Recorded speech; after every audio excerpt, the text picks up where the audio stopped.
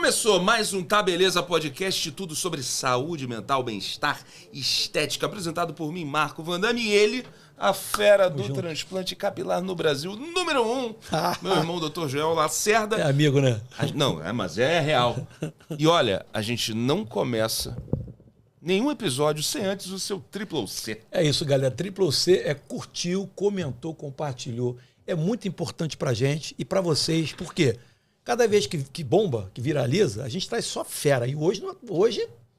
Pô, o podcast começou hoje muito é o topo, antes, cara. Né? É o topo da cadeia. Hoje é o topo da cadeia. Então não deixa de dar o like aí pra outros vídeos do tipo aparecerem pra você no YouTube. Cara, muito fã dela, a gente tava trocando ideia. É isso. Olha, a resenha começou bem antes do episódio. É difícil até apresentar a Babi. Ela faz tudo, cara. Não é verdade? É mais fácil ela apresentar a gente. É melhor.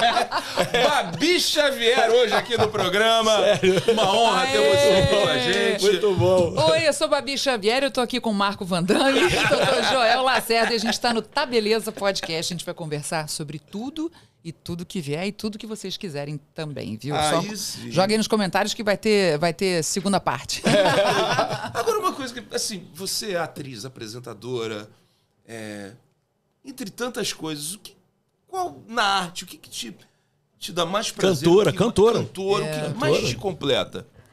Eu tenho muito prazer de cantar, e aí é o que eu menos fiz. Talvez tenha, não sei, talvez tenha um medinho aí de ir fundo e entender como é realmente a parte burocrática disso, né? Porque na arte, cantar, atuar, apresentar um programa, apresentar um evento, a parte que eu resolvo, ela é muito prazerosa, porque eu já aprendi a fazer, porque eu já passei por toda a miséria, comiseração de falar, caraca, como é que eu vou resolver isso no palco? Então, quando tá tudo já meio que certo, que a gente nunca entra totalmente completa, né? Você entra total no palco, mas você não entra com tudo pré-resolvido, né? Porque muito vai surgir. Então, tem esses dois lados. Eu acho que todo o trabalho que eu consegui entender que eu tô segura até determinado ponto, né? Nada é 100%.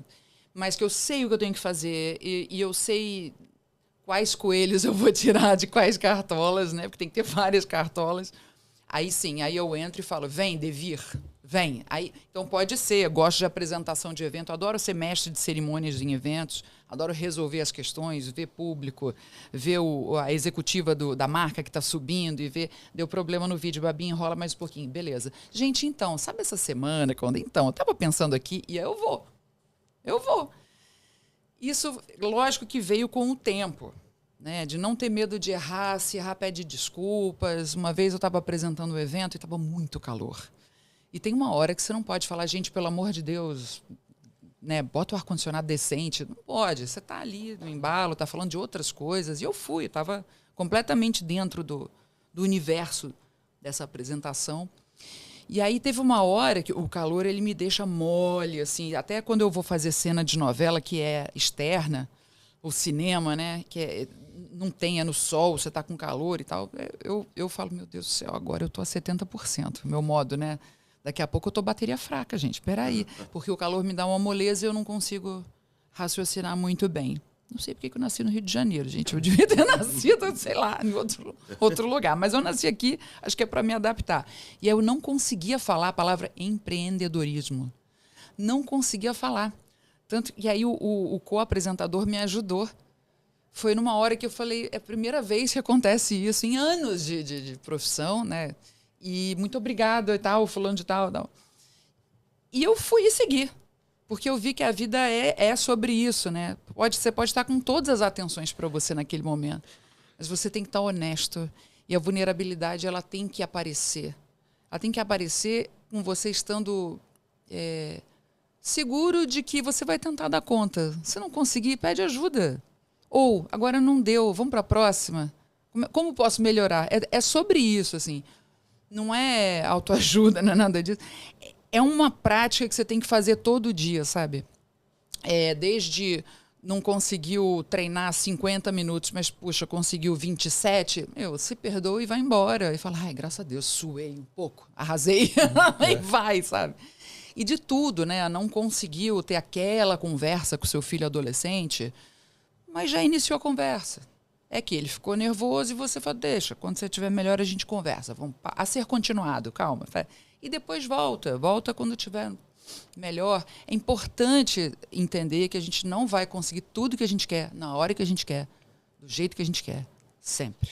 Não vai. Então, todas as atividades artísticas são boas. O que vai contar para mim? Como eu tô, se eu conseguir me preparar bem, eu gosto de estudar. Se a equipe é bacana, é relax, não é aquela equipe que fica assim, vamos ver se a bonita vai render. Isso, para mim, assim, eu sinto, me estressa. E não é pessoal, é aquele conjunto de pessoas. A gente sabe que o ser humano é um indivíduo, é uma energia e tal. Quando junta com o outro, ele já não é ele é ele mais o outro. Então, eles dois já são uma terceira coisa, que é o grupo. É a dupla, né? Entra 3, entra 4, é o grupo. E, às vezes, não existe uma equipe que trabalhe... Quer dizer, não existe. Eu não sei de uma equipe que trabalhe, né, 10 anos seguidos sempre as mesmas pessoas. Acontecem substituições, todo mundo frila, né? Todo mundo. Então, aquela junção, aquele grupo vai determinar qual é a energia do dia. Vai começar pela direção, bababá, mas acomete todo mundo naquela soma, entendeu? Então, se o grupo é bacana, eu me lembro que, quando eu era modelo, eu fazia os testes, né, os castings, e aí era uma mesinha, produtora de elenco, 400 pessoas esperando, sentadas, deitadas, ia, voltava e tal. O estúdiozinho lá entrando, o pessoal, e a gente tinha uma ficha que a gente preenchia todos os nossos dados. Foi aí que eu memorizei meu CPF, minha identidade, porque eu tinha que, né? Na época, gente, estou falando de anos 90, assim.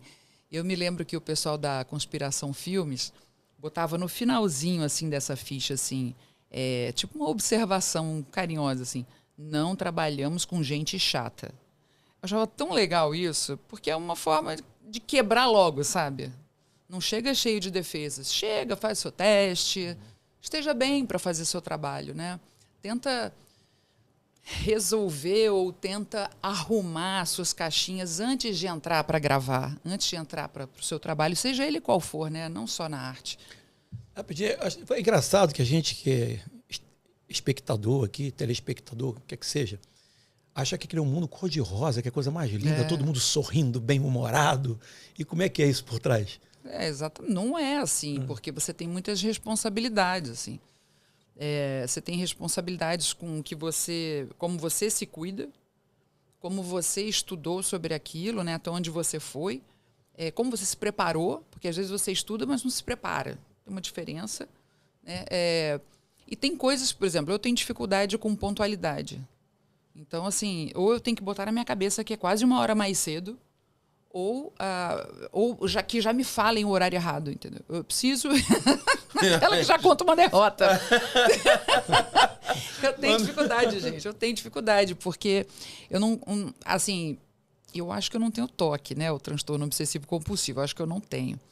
Mas, como eu levo uma vida daquela do filme da mulher americana, que faz tudo e tal, bababá, enfim... E a precarização das formas de trabalho, a uberização do trabalho promoveu muito isso, né? Com o social, com tudo, né? Enfim, o que é para servir de direitos também encareceu demais os lares de ter uma pessoa, né? Tirar uma pessoa de um desemprego, né? Tirando essa ideia escravista, blá, blá, blá, não é sobre isso que eu estou falando. Estou dizendo que é caro você, para o seu lar, você ter uma pessoa 8 horas por dia, vamos dizer assim, né? E existem muitas nuances no lar que o mundo organizacional, corporativo, governamental, masculino, que prescreve o que vai ser, né, esse tipo de relação, sindicato e tal, muitas vezes não entende as nuances do trabalho não lar. Então, como eu faço tudo, é natural que eu não chegue sempre no horário, né? Então, eu saio, mas a cama está feita, a roupa está estendida. A cozinha eu passo reto, galera, porque eu não sei, não curto, não desejo cozinhar. Eu vou saber fazer, porque, né, tem uma hora que, cara, tem tutorial à beça hoje ajudando a gente para isso. E tem coisas mais simples, você montar uma salada, desinfeta, essas coisas eu já sei, vai. Um ovinho mexido, botou um pouquinho de leite, aí o meu leite vai ser vegetal. Ele fica mais cremoso. Essas coisinhas eu já sei. Mas eu não vou fazer aquelas coisas mais, assim... tipo, chefe, assim, não é... essa onda eu não tiro. Nessa sedução eu não vou, entendeu? Agora... Que venham, né? Mas essa sedução eu não sei fazer. Não, Mas aí eu acabo chegando atrasada. Mas tá tudo... Eu chego em casa, é como se a minha diarista tivesse ido, entendeu? Que deixar pro final, eu já fiz isso. Não sei se vocês... Parece que eu tô falando com dois homens aqui, gente, sem feminismo, machismo, mas eu tô falando, eles estão assim, ó. Não, não é isso porque não. assim, mas eu tô falando de coisas Não, muito mas básicas, que é o invisível, que ninguém vê. Exatamente. Que é o invisível do meu trabalho também, que ninguém vê. Mas essa que Tem a ver, né? É a questão que eu ia falar agora justamente contigo. Tava pensando sobre isso. Que é o seguinte, você vive num ambiente, começou cedo como modelo, Sim. e aí, atriz, cantora, apresentadora, cara, um ambiente de extrema cobrança. E concorrência, Aí, né? E concorrência. Pois é. Sim, é. Você imagina. Sim, aí sim. você Fura olho. sempre resolveu suas Às coisas. vezes, Sempre resolveu suas coisas em casa. Sim. Isso daí não tem jeito. Isso daí vai afetar a sua saúde mental em algum momento. Como é que você lidou com isso esse tempo para viver bem? Porque é uma carga de cobrança muito grande. Eu abri mão de algumas coisas quando tem uma situação... Hoje eu posso escolher mais isso, mas desde cedo, assim, se eu sentisse que o bicho ia pegar, o produtor não era bacana, era uma pessoa muito estressada, porque a gente veio nos anos 90 com uma ideia, ainda existia muito... Hoje a gente fala sobre isso e tenta lutar contra isso e consegue. Mas quando eu comecei a trabalhar, e trabalhar numa coisa não tradicional, não normativa, cara, produtores, maquiadores, fotógrafos, bookers, a gente muito novinha, né? A gente estava à mercê dos moods do dia, né? Então, se a produtora estava de bicho, e a gente tinha que sair da reta, entendeu? E isso é muito estressante, né? Nessa época, eu acho que eu tinha mais saúde, mais resiliência, e eu tinha uma coisa muito assim, eu acho que o foco estava em eu preciso vingar, eu preciso fazer disso porque eu estou abrindo mão de outras coisas. Parei minha faculdade de letras para poder modelar, porque não dava, tem uma hora que não dá, gente. Vida acadêmica, universitária, ela por si só, ela causa, toda ela, particular, federal, curso de medicina, curso de moda, todas, tá? Estou dando alguns, né, como se fossem extremos, mas tudo causa estresse. Existem artigos falando sobre o estresse universitário, né, do estudante universitário. Existem do professor, sobre o professor também, né? Então, nessa época, eu fui fazer moda e eu fui nos lugares onde eu achei que eu era mais benquista, assim. Então, por exemplo, eu sabia que eu não era macérrima, não era. Então, eu gostava de comer meu chocolatinho, né? Porque fazer o quê? Então, eu ia para onde me queriam mais, assim, era fotografar as etiquetas para lingerie, biquíni, coisas que queriam uma mulher um pouco mais de curvas. Eu era magra, mas não era esquálida, né? Então, eu já ia para os trabalhos e eu acho que isso perdurou em mim. Eu procuro trabalhar com pessoas e procuro oportunidades, até de uma forma muito tímida, né? Porque é difícil o artista saber se articular em termos de buscar trabalhos, né? O artista ele fica estudando ali o que fazer, desenvolvendo a sua arte, desenvolvendo sua visão de mundo, porque aquilo vai contribuir muito para todos os trabalhos para os quais ele for contratado. Mas hoje é que a gente está tendo que fazer, né, o savoir e ser empreendedores, até em coisas não artísticas, o que antes era considerado ruim, tá? Se eu, 25 anos atrás, fosse atriz, mas tivesse uma sorveteria, a pessoa ia dizer assim, mas não entendi. Por que você não abre uma coisa na arte? Abre um curso. Tem uma coisa de maquiagem, tem uma não sei o quê. Não, eu quero ter uma sorveteria. É o meu lado comercial, business. As pessoas não entendiam. Não entendiam. Hoje a gente vê que a economia manda o mercado. Quem é o mercado? Aí é um outro papo, próximo bloco, de repente, mas o mercado manda que seja diferente. Então, assim, até a gente estar aqui para ir fazer o gol, para fazer o artístico, para fazer a comunicação bem feita, para inspirar as pessoas, para fazer pensar mesmo, né? Cara, tem muita coisa não artística que a gente tem que fazer. Assim, muita. E isso é o maior desafio hoje.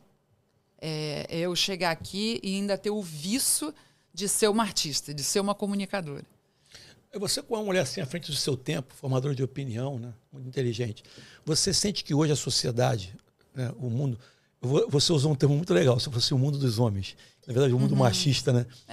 Você acha que hoje em dia tem tanta resistência quanto na época, assim, há 20 anos atrás, como você falou, de que a mulher tem que fazer isso e aquilo que a sociedade determina? Não, ainda melhorou? Não melhorou. Desculpa, gente. Desculpa, não melhorou, Joel. Não melhorou.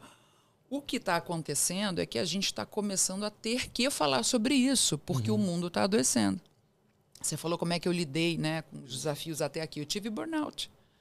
Porque mãe solo, olhando a real. Qual é a real? Não tenho tempo de conhecer alguém para ter um relacionamento. E aí, ainda bem que a gente cogita, mas eu preciso agora ter um relacionamento? Estou respondendo ao quê, a quem ou a quens fora de mim, né? Um relacionamento. Como eu gosto de me relacionar? Eu gosto de me dedicar. Eu gosto de cuidar. Eu gosto de antever situações. Eu gosto de surpreender. E uma coisa louca. Sou uma amante, assim, eu adoro amar. Mas, tenho tempo agora disso? Não. Então, não vou fazer meia boca. Então, eu vou ficar na minha. E toda a minha energia de vida, né, toda a minha libido, que não é só energia sexual, é energia de expressão de vida, vai para minha filha, para criar minha filha, e vai para os meus estudos e trabalhos, porque eu não posso parar de trabalhar. Eu poderia ter juntado... eu não poderia parar de trabalhar. Por quê? Porque quem não é visto não é lembrado. Imagina ficar sumida o tempo da faculdade todo. E, de repente, um dia, não. Então, eu apresentava um evento e voltava, fazia uma participação num filme de 2 dias de muitas cenas e voltava. Então, tem coisas minhas, enquanto eu estava estudando, tem. Enquanto eu estava maternando, tem. Mas são bem menos do que o fôlego que eu tenho e o gosto que eu tenho pela arte, né, para fazer. Agora, essa questão, né? Você tocou no assunto o doutor João lembrou, do mundo masculino, masculinizado, machista. E assim... Que oprime, inclusive, os homens, viu, gente? Não é justo, inclusive, para os homens. Né? Não é bom. Não é bom. É muito punk. E assim, a sua carga de trabalho junto com a sua carga de trabalho em casa e familiar. A pressão por construir uma família. Eu acho também que essa pressão existe nos homens. Não sim. no tamanho. Eu sofri essa pressão. Sofri essa pressão para casar, para ter família. Minha mãe dizia que não vai dar, você não quer nada da vida, casar tarde. Eu estava falando, casei tarde a primeira vez. Mas essa pressão existe. Né? Você chegou a ter filhos? Não, tive no meu segundo casamento, sim. Tenho uma filha de 7 anos, vai fazer 8 anos agora. Mas assim, essa pressão existe. E muitas vezes o casamento não dá certo, não vai adiante por causa disso. Que aparecer alguém, aí... Acho que tudo que você faz porque os outros estão pedindo, você vai dar sorte se der certo. Aí tem aquele comentário em volta, né? Agora vai! Agora vai casar! E isso, muitas vezes, acarreta no fracasso da relação. Desencalhou, hein? Desencalhou, Pois é. Desencalhou. Como é que você vê isso? Eu tenho uma história que eu me casei com 21 anos porque eu não tinha pressão. Porque não era obrigada, né? E volta e meia na minha vida, as pessoas falam, não precisava fazer isso, Babi e tal. Eu falo, mas eu não faço só o que é preciso. Então, eu entendo que existem exceções, existem coisas fora da manada, né, da estatística. Você se casou com quantos anos? Tinha 35, 36, acho que 36. Então, dentro do meu entendimento, no dia de hoje, você não casou tarde. Você não demorou, você não nada. É lógico que um cara, quando ele atinge os 40 anos, que é uma fase que ele vai começar a olhar a vida dele atrás, adiante, vai começar a fazer um balanço e vai entrar na curva, né, que a Miriam Goldenberg, a antropóloga, ela trouxe esse estudo existe, que é a U, né, a curva U e tal, que é você entra nos 40, aí você começa a descer até os 45 em preocupações, tristezas, ânsias de, puxa, mas eu devia ter feito tal, depressão. Porque você começa a falar, cara, eu não cumpri o que eu, quando adolescente, sonhava fazer. Eu não consegui tanto isso, aquilo outro. Não casei com fulana, não tive tal carro, não viajei para não sei aonde. Você começa... Isso é a curva é você indo lá, aos 45, Se Deus quiser, não tem mais para onde descer. Então você vai subindo de novo, 46, porque você começa a entender melhor. Isso é uma coisa mais artificial, pode ser 41, pode não ser, enfim. Mas via de regra, Aí você começa a subir e com 50 você entende um monte mais. Já sabe se cuidar melhor, porque o organismo já deu o primeiro baque dos 40, aí Joel vai falar, né? Então, aí você já entende melhor ter determinadas soluções e coisas que você não fez, você sabe abandonar. Porque você vai fazer outras e vai fazer melhor. Por que eu falei do gente, da Miriam Goldberg, que a gente estava falando? Mas, enfim, é isso. Então, eu tive isso na minha vida, né? Eu estou com 50 agora. Então, com 40, eu me lembro, eu estava gravando, eu passei o final de semana inteiro gravando. Um produto ótimo, era Plano Alto, uma série política. Teve só a primeira temporada, infelizmente, do Marcílio Moraes, na Record. Eu fiz uma deputada que era relatora de uma CPI, tal, Cláudia Assis. Foi excelente, assim, excelente. E a minha preparação foi muito legal para ser política. Porque tem um acting na política também, né? Tem uma atuação ali que você tem que... É uma coisa pública, uma coisa com os colegas e tal. Então, eu falei, cara, eu vou diminuir para ficar misteriosa. Porque tem gente assim, né? Aí eu fui fazendo... Mas eu me lembro que esse final de semana, que a gente tinha que gravar, acho que na Câmara dos Deputados, que estava vazio só final de semana, não teve um bolinho para os meus 40 anos. Acho que a produção até sabia que era meu aniversário. Aí eu falei, não, vou deixar, alguém deve levar alguma coisinha lá na hora do lanche, a gente bate um parabéns. Passei o final de semana inteiro, graças a Deus não contratei festa nenhuma, porque eu ia ficar muito brava. Mas assim, o que eu quero dizer com isso é assim... Foi um momento muito importante. Falei, caramba, bati a marca, né? 40 anos. Como vai ser daqui para frente? Eu bati trabalhando. Eu falei, quer saber? Que seja trabalhando. Porque talvez tenha um motivo, talvez seja só uma coisa randômica, mas talvez seja... O trabalho, para mim, ele é uma identidade. Eu conheci e eu cresci e eu superei medos trabalhando. Não foi fora dele. Fora dele eu trabalhei resiliência, paciência, burnout. Fora dele eu tive burnout. Então, quando eu estudei sobre isso, eu falei, cara, o burnout, ele não é sobre o excesso de trabalho. Ele é sobre o excesso de atividade mental. Você pode, justamente por se sentir não trabalhando, ou subutilizado, ou não empregado, e o artista está sempre não empregado até a próxima gig, né? Até o próximo trabalho, contrato, que seja, participação, lá. Isso dá burnout. De falar, caramba, eu tenho tanto para oferecer, o que está acontecendo? Puta, eu não sei me vender. Será que se eu falar com fulano, será que não sei o quê? Aí vem meu irmão, fala com aquela pessoa lá atrás. Eu falei, não, bicho, não é assim que funciona. Eu não vou ligar, oi, tudo bem então? Não é, você tem que ter relacionamentos reais. Eu não consigo fazer networking só de... Eu entendo quem faz, é válido. O americano sabe muito bem fazer isso, né? Tem encontros para trocas de cartões e tal. Hoje em dia deve ser online, né, isso tudo. Mas sempre foi tudo muito bem estabelecido. Mas eu gosto das coisas reais, eu gosto de trabalhar ou estar em contato com pessoas que de alguma forma me agregam para quando eu não estou trabalhando também. Porque tem uma coisa para além que a gente não vê, que é como a gente lida com a nossa energia, como a gente lida com o nosso lado espiritual, com a nossa alma. Tem a ver com quem a gente procura, com quem a gente convive, quem a gente deixa ter acesso, com quem a gente dorme, né?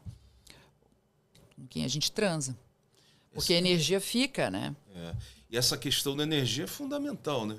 Eu acho que com o tempo a gente aprende a ter relação com quem realmente a gente quer. Pô, tem que ser assim, cara. Né? Porque durante muito tempo a gente tem relações porque tem que ter... E eu não estou dizendo só na relação não, quem emocional. Não quer bater aquela figurinha porque a mulher é mó gata, cara. Mas e assim, eu tenho uma entrada lá, bicho, eu tenho que bater lá, porra, a turma vai me... Pô, galera, vou ficar viril.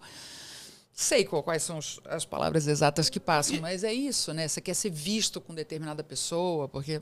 Ou até profissionalmente também não, essa pessoa aqui... Pô, mas quando a pessoa precisa de provar alguma coisa para alguém... Entendeu? Acho que quando a pessoa é bem resolvida, não mas tem a isso. gente tem uma cultura que deixa sempre a gente achando que está devendo. É fogo, a gente tem que ficar, a gente tem que ir no Zenta, tem que chegar no Zenta para falar assim, não quero mais Vou fazer uma pergunta aqui, que é meio no contexto de uma fala tua anterior, em relação do machismo e tal. que eu não tenho lugar de fala. Tem um amigo meu, que é um cara muito do bem, um cara muito querido, mas que mandou para mim uma mensagem e eu rebati. Sim, sim. Né? Não é político não, tá? É uma figura política, mas não é política. Ele falou assim, parece que a Janja foi visitar o negócio dos quadros lá, dos presidentes que quebraram e botaram no lugar. E tem um presidente lá que assumiu 15 dias só entre o Jango e o militar. Ela falou, pô, esse quadro não tem que estar aí. Ela falou isso, meu irmão, pô, tem que se colocar no lugar dela. Eu falei, cara, pô, não vou falar nome. Eu falei, fulano, eu acho que você não é um cara machista, que eu te conheço. Só que isso aí é uma fala machista. Que a mulher fala, a mulher não pode mais ter opinião agora. Entendeu? Então, como eu não estou no lugar de fala, eu sou homem, você acha que eu falei besteira? A mulher não pode se expressar, não pode ter opinião, não pode fazer mais nada. Eu acho que você chamou a atenção, tomara que ele... Porque é inconsciente, né? Tomara que ele acolha e melhore, né? Mas, assim, também pode ser o tipo de pessoa que se fosse um cara falando isso, ia dizer, esse babaca, não sabe, né? Esse broxa, sei lá, né? Porque vai atacar... Eu não sei por que isso, né? Que a gente ataca na questão sexual, assim. A gente fala, essa piranha. Gente, piranha é uma pessoa que gosta muito de sexo. Não estou entendendo aonde isso é ruim. É lógico que tem, né? A coisa acoplada ali, aderida, né? De falta de caráter, não sei o quê. Uma pessoa que não se confia e tal. Mas homem também é piranha, então, gente, como é que é isso? Então, assim, a gente tenta, né?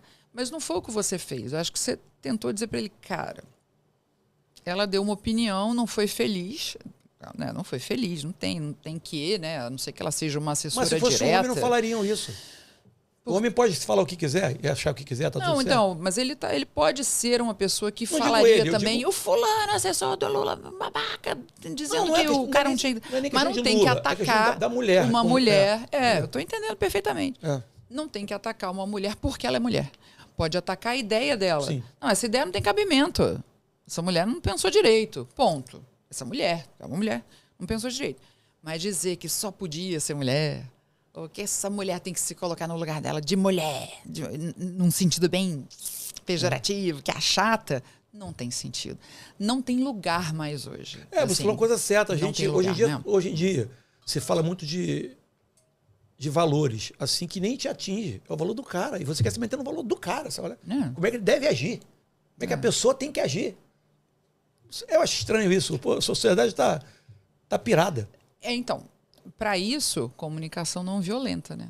Porque a gente tem que falar e falar, fulano, então, eu estava pensando aqui, bateu mal aqui que você falou de, cara, tantos escritos, tantos teóricos e teóricas mostrando aonde está dando errado a sociedade como um todo, né?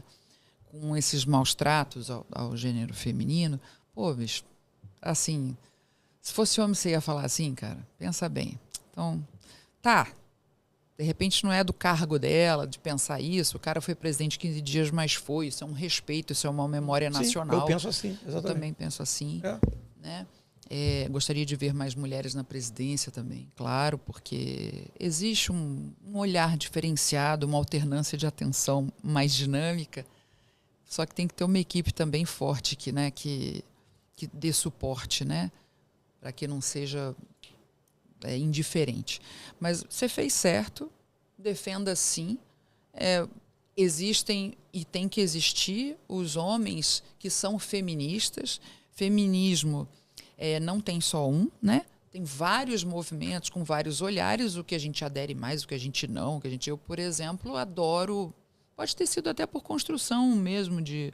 Mas vou falar uma coisa bem simplesinha, assim, que a gente já pensa na feminista que não raspa o pelinho do braço, né? Eu adoro sou depilada já há não sei quantos anos, adoro. É como se nunca tivesse tido coisa linda, mas é meu, eu gosto. Eu não acho que isso é ser, acatar a a apreciação masculina. Talvez tenha sido em algum momento na minha adolescência, mas hoje você tem sempre a chance de se reconstruir. Você tem sempre a chance de se ressignificar, de falar, cara, na época, sei lá, fulana se vestia para os namorados, mas hoje ela se veste para ela. Pô, olha só como dá para ver isso. E isso é ótimo. Usufruir, todo mundo que tem bom gosto, que tem um olho que enxerga, vai usufruir. Vai pensar, vai falar, nossa, que bonita. Né? Se tiver bom gosto, vai falar isso. Né? Se for rampeiro, vai falar outras coisas que a gente não quer. Não quer. Mas, enfim... É isso. A comunicação, a gente tem que dar um passo para trás e não ser tão reativo, sabe? Esse moço aí, quando falou da moça Janja, foi bem reativo. Foi bem reativo. Agora, falando em comunicação, a gente até chegou a falar um pouquinho isso, mas o programa ainda não tinha começado, que é a questão da comunicação com o estresse que a gente vive hoje, principalmente em relação aos jovens. Por que eu estou dizendo isso? Você ganhou um prêmio, né? Qualidade Brasil, por comunicação jovem. Melhor comunicadora jovem. Sim. E a gente estava falando aqui, antes de começar esse episódio, sobre os vídeos de TikTok feitos para os jovens, dos jovens para os jovens. Isso. Que são completamente esquizofrênicos, e muda, e corta, e vai, e volta, assim, e muito curto, e assim, veloz e furioso até demais, né? Como é que você acha que isso está chegando nos jovens? Como é que você vê a influência desse tipo de comunicação nos jovens? Como é que você acha que isso pode se transformar e transformá-los no futuro? E a gente estava até falando sobre o sarrafo da comunicação hoje. Gente, fato, o sarrafo da qualidade aí da comunicação tá lá embaixo, assim. Qualidade de imagem, qualidade de fala, no sentido de ter uma fala menos violenta, né? Assim, menos... A qualidade da pontuação. Está acontecendo quando a gente é muito jovem, né? E nós fomos, né? Nós aqui dessa mesa, aqui. Tem pessoal aqui da parte técnica que passou por isso ontem, né? A galera muito jovem aqui. E, assim, quando a gente é muito jovem, a gente quer impactar. Porque a gente quer fazer a diferença no mundo, a gente quer botar a nossa marca. Tem uma coisa bonita aí de identificação, de tudo, assim, né? A gente quer existir, a gente quer expandir, quer existir. Só que aí o jovem de hoje está pegando os dispositivos e está querendo impactar, lacrar, sei lá, enfim, o que mais inventarem de termos nos vídeos, e o que estão conseguindo fazer é impactar a qualidade cerebral de uma forma negativa. Porque o cérebro é carbono. Isso aqui é silício, dentre outras coisas. Então, a resiliência desse material aqui, que inclusive começa a dar pane e a gente tem que trocar de tanto em tanto, parte porque a economia vai dizer que é mais interessante ter o último modelo e você é mais sexy, maravilhoso e fadástico se você tiver outro modelo, parte porque ele realmente tem uma obsolescência programada, que é um movimento já muito antigo, mas a gente perpassa por ele e a gente não percebe. Tudo é feito para não durar, para a gente comprar caro de novo e vai quebrar de novo. E a gente fala, já enjoei mesmo. Mentira! É muito legal você usar uma coisa por 10 anos. Meu carro é uma Tucson, Hyundai, tem 12 anos. Eu amo o meu carro. Ele veio a dar um probleminha agora no alternador, tá na oficina. Eu amo e vou continuar com ele. Até ele falar, Babi, amiga, faz o meu enterro, vai. Vamos ver se eu vou conseguir não pagar IPVA, que diz que é com 15 anos, né? Que, aliás, que lei é essa, gente? Que já faz com 15 anos e um carro dura, pô. Obsolescência programada, caramba. Bom, mas então, é isso. O cérebro, ele não vai se acostumar. E ele está tentando... O cérebro da gente hoje, a gente que não é nativo digital, né? A gente ainda tem um pouco mais de estofo, uma saúde ali de reserva mental, né? Sináptica, né? Para lidar com esse movimento. A gente arruma outras formas de lidar com a família e o trabalho e os estudos que não sejam totalmente dentro das telas. A gente dá nossos pulos. Nossa geração X dá nossos pulos. Mas da Y para Z, para A, que agora, né, minha filha é alfa, né, porque é 2011, eu acho que 2010 é Z, até 2010, 2011 é alfa, há divergências, mas eu acho que ela é alfa. Essa geração tem um sono muito mais perturbado, não só porque fica ali pegando o celular de madrugada escondido, mas porque durante toda aquela feitoria de vídeos e assistir vídeos dos outros e tal, e é tudo muito frenético, tudo muito rápido, teve um movimento de não falar nem a última sílaba das palavras. Aí minha filha falou, minha mãe, você tá ligada nisso? Você já está sabendo disso? Tem um jeito agora de falar, que é uma tendência, que as pessoas não falam as últimas sílabas. sílabas, então as últimas sílabas. Eu falei, filha, aí o famoso na minha época, a gente brincava de falar a língua do P. Isso. Se isso for uma forma de desafiar o cérebro, né, um exercício de inteligência, de cognição, bacana. Mas se isso é por causa dos cortes, que a galera não sabe, não consegue cortar na fala, ou não presta atenção, ou não liga, e corta falando, a próxima fala já atacou a outra palavra, é só um erro mesmo. É o crasso, é horroroso. Entendeu? Então, assim, o cérebro de noite ele fica tentando resolver todas aquelas loucuras de que chamuscaram na nossa retina durante o dia. Todas aquelas conversas que não terminaram. Vocês podem ver, no jornal acontece isso.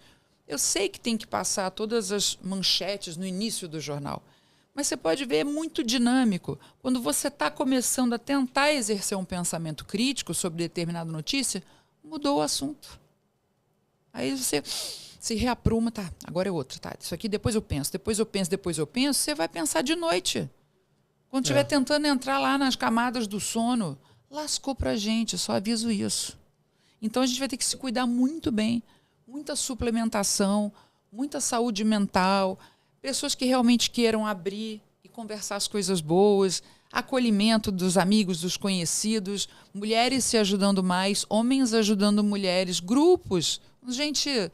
E não estou falando de poliamor, isso aí é outra tentativa, né? Que as pessoas, quem sou eu para dizer na fila do pão? Eu acho que é muita mão, mas enfim, poliamor não daria comigo. Mas as pessoas estão tentando, volta a morar com os pais, porque economicamente está muito, muito sinistro, ou as pessoas não estão se sentindo fortes para enfrentar o mundo como está hoje. Talvez seja isso.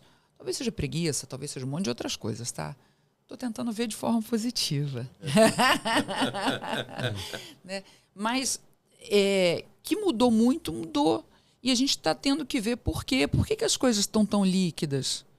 Né? Estão tão Bauman, né? Tão Zygmunt Bauman. Né? Por que as coisas não têm uma solidez?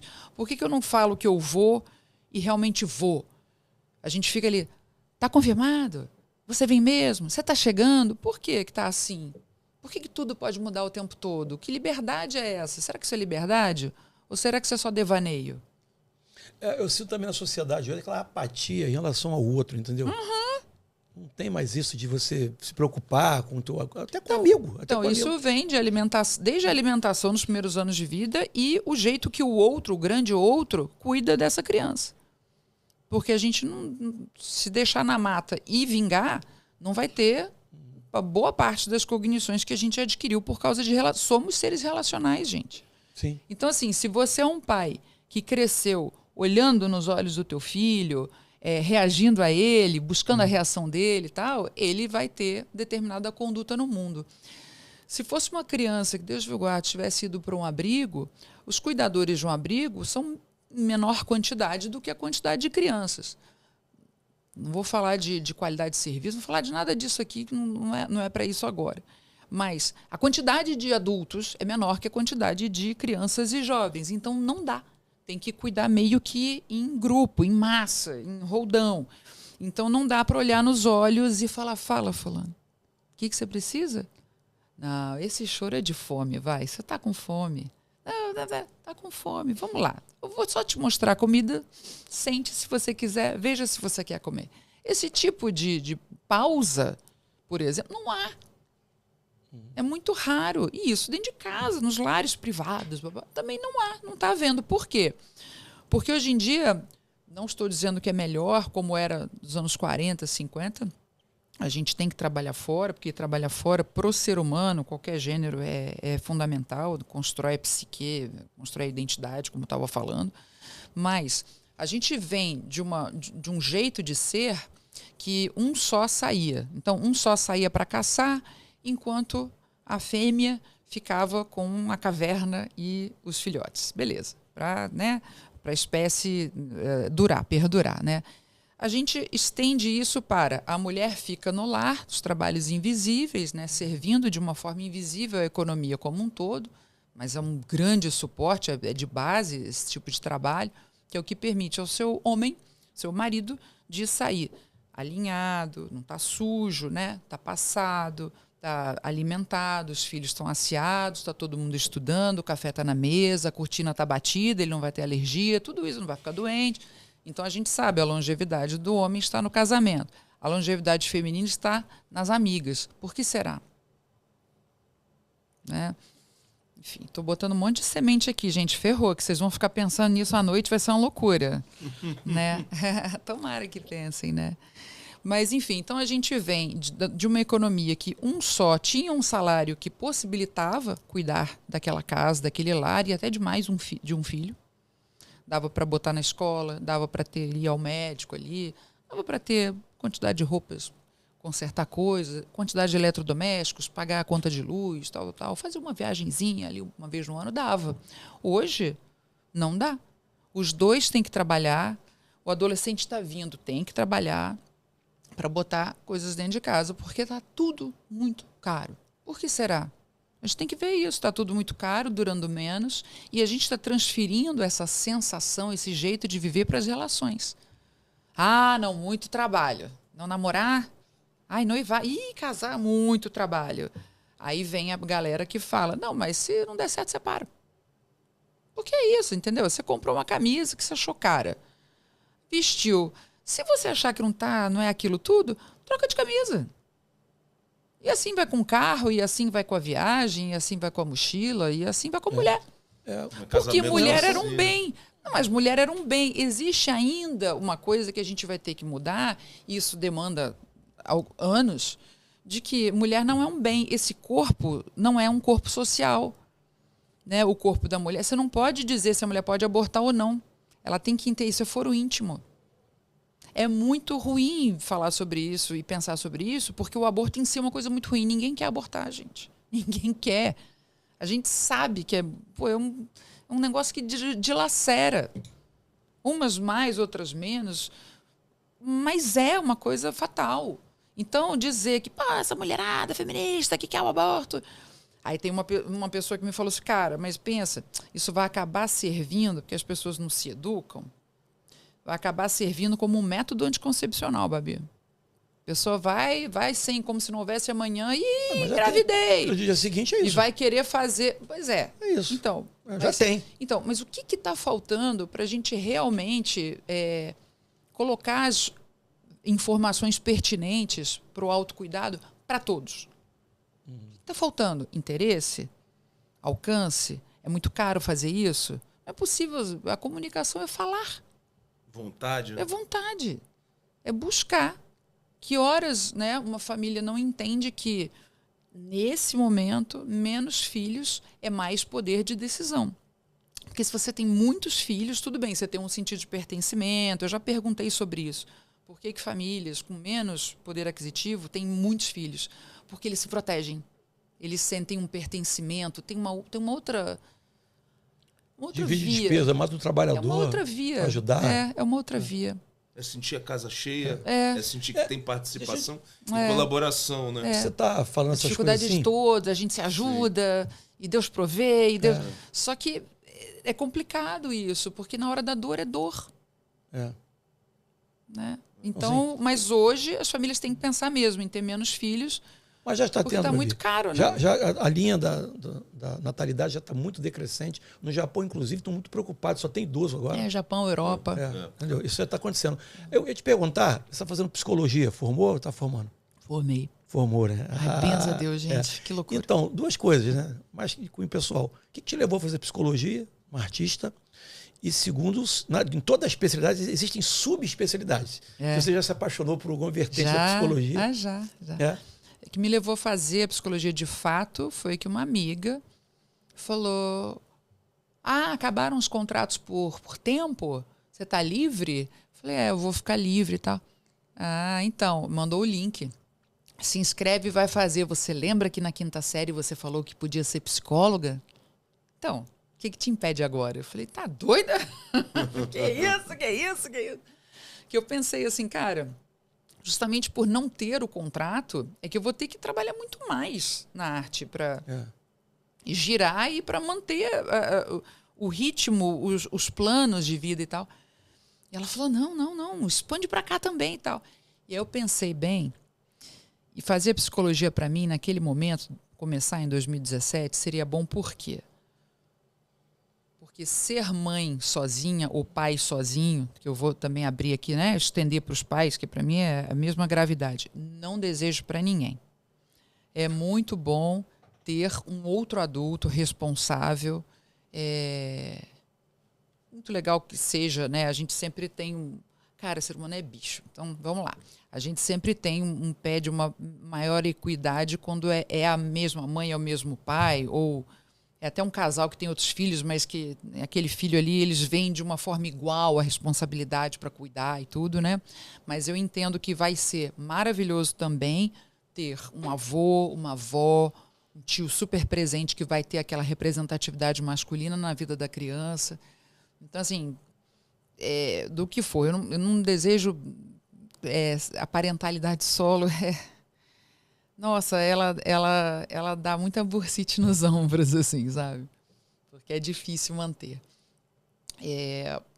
Mas vamos continuar aqui, que eu tenho que continuar com essa linha de raciocínio. Gente, brain fog da menopausa tá fadástico. Para, gente, para. Pera, deixa eu tomar uma água. Te levou a fazer psicologia e se você escolheu alguma especialidade. Obrigada.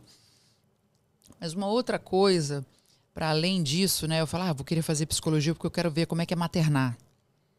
Como é que é ser mãe solo nesse mundo? Como é que está a economia? Né? Porque a economia, a princípio, a gente pensa que é um curso de exatas, não é um curso de humanas. Porque a economia tem a ver com vontades, desejos e tal. As fórmulas matemáticas são para traduzir esses desejos, né? Essas coisas irracionais que a gente adquire, por exemplo. E eu fiz a psicologia também, não só por motivos pessoais, não só... Eu já fazia terapia.